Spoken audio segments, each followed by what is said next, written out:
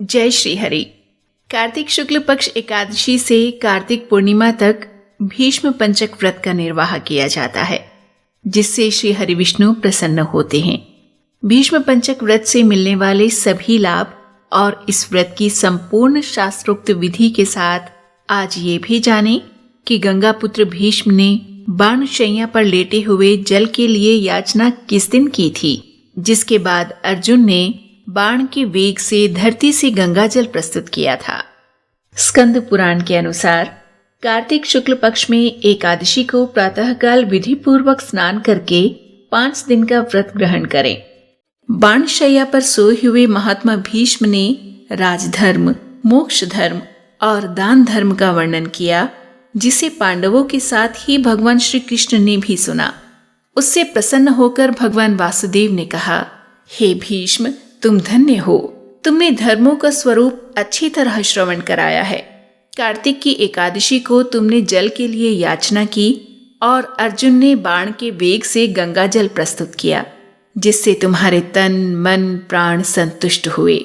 इसीलिए आज से लेकर पूर्णिमा तक तुम्हें सब लोग अर्घ्य दान से तृप्त करें और मुझको संतुष्ट करने वाले इस भीष्म पंचक नामक व्रत का पालन प्रतिवर्ष करते रहें। भगवान श्री कृष्ण के कहे इन वचनों से ज्ञात होता है कि बाण शैया पर लेटे गंगा पुत्र भीष्म ने कार्तिक शुक्ल पक्ष की एकादशी तिथि को जल के लिए याचना की थी, जिसे धनुर्धारी अर्जुन ने बाण के वेग से धरती से प्रस्तुत कर उनकी इस याचना को तृप्त किया था। इसीलिए भगवान वासुदेव ने कार्तिक शुक्ल एकादशी से पूर्णिमा तक भीष्म पंचक व्रत और भीष्म के लिए तर्पण का विधान किया। यह भीष्म तर्पण सभी वर्णों के लोगों के लिए कर्तव्य है। ये श्लोक स्कंद पुराण में वर्णित है। स्वे नानेन मंत्रेण तर्पणम सार्ववर्णिकम, अर्थात भीष्म तर्पण सभी वर्णों के लोगों के लिए कर्तव्य है। भीष्म तर्पण करने के लिए मंत्र इस प्रकार है। सत्ये व्रताय शुचिये गांगेयाय महात्मने भीष्माय तद ददाम अर्घय आजन्म ब्रह्मचारिणे, अर्थात आजन्म ब्रह्मचर्य का पालन करने वाले परम पवित्र सत्य व्रत परायण गंगा नंदन महात्मा भीष्म को मैं ये अर्घ्य देता हूँ। जो मनुष्य पुत्र की कामना से स्त्री सहित भीष्म पंचक व्रत का पालन करता है, वह वर्ष के भीतर ही पुत्र प्राप्त करता है। जो भीष्म पंचक व्रत का पालन करता है, उसके द्वारा सब प्रकार के शुभ कृत्यों का पालन हो जाता है।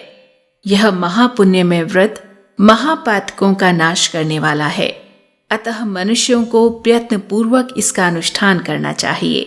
इसमें भीष्म जी के लिए जलदान और अर्घ्यदान विशेष यत्न से करना चाहिए। जो इस मंत्र से भीष्म जी के लिए अर्घ्यदान करता है, वह मोक्ष का भागी होता है।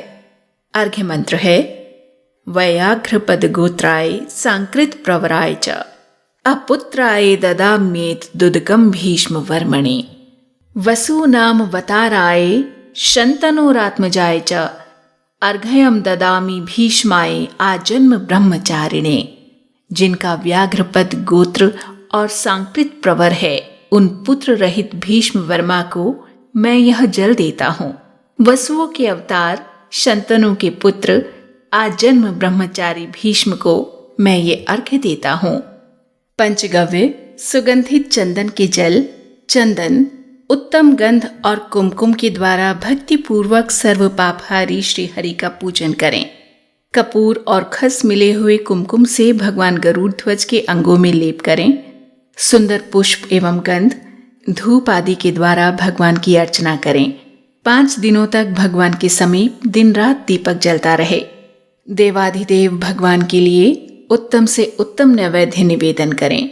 इस प्रकार भगवान की पूजा अर्चा, ध्यान और नमस्कार के पश्चात ओम नमो भगवते वासुदेवाय इस मंत्र का 108 बार जप करें।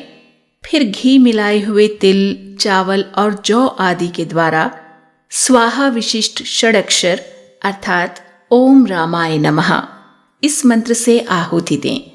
इसके बाद सायं संध्या करके भगवान विष्णु को प्रणाम करें तथा पहले की तरह ही मंत्र जप करके धरती पर ही शयन करें। भक्ति पूर्वक भगवान में ही मन को लगाएं। व्रत के समय बुद्धिमान पुरुष ब्रह्मचर्य का पालन करते हुए पाप पूर्ण विचार तथा पाप के कारणभूत मैथुन का परित्याग करें। शाकाहार तथा मुनियों के अन्न से निर्वाह करते हुए सदा भगवान विष्णु के पूजन में तत्पर रहें।